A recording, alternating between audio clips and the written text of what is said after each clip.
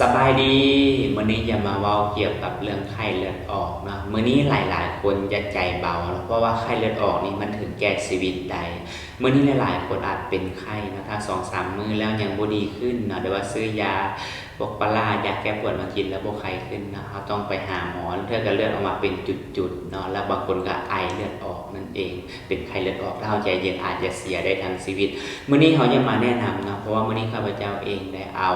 น้ำดำผักอีหุ่มหมักไหม้รวม32ชนิดที่ได้ไปช่วยอยู่คลินิกที่เมืองไซธานีมีคนที่เป็นไข้ยุงมาเต็มเลยเนาะข้าพเจ้าก็ได้ให้แต่ละคนเนาะซื้อไป1ขวดเนาะซื้อไปกินแล้วก็เข้าน้ำ1ถุงแต่ละคนจะกลับบ้านได้เลยเนาะเพราะว่าเป็นอย่างน้ำดำผักอีหุ่มนี่คือว่าไปช่วย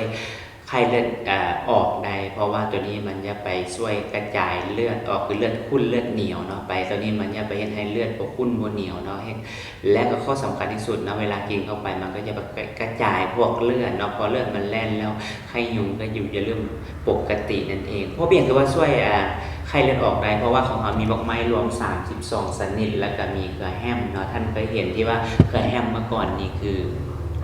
ตอนที่ยังน้อยนะท่านใดที่เป็นไข้นะเพิ่นก็จะเอาเกลือแฮมเนาะมาต้มให้ทุกท่านกินแต่มื้อนี้เรามีดอกไม้รวม32ชนิดอยู่ในขวดนี้แล้วเนาะท่านใดที่มีปัญหาเกี่ยวกับไข้เลือดออกเนาะคือต้องแก้ให้ไวถ้าเอาแก้บ่ไหวนะมันอาจจะส่งถึงที่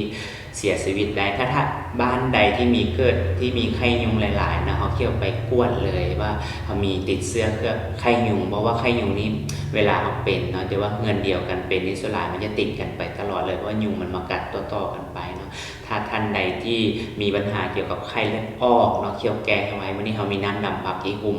ซอยท่านใดถ้าท่านใดสนใจสามารถอินบ็อกซ์สอบถามได้นะสุดท้ายนี่ก็สบายดี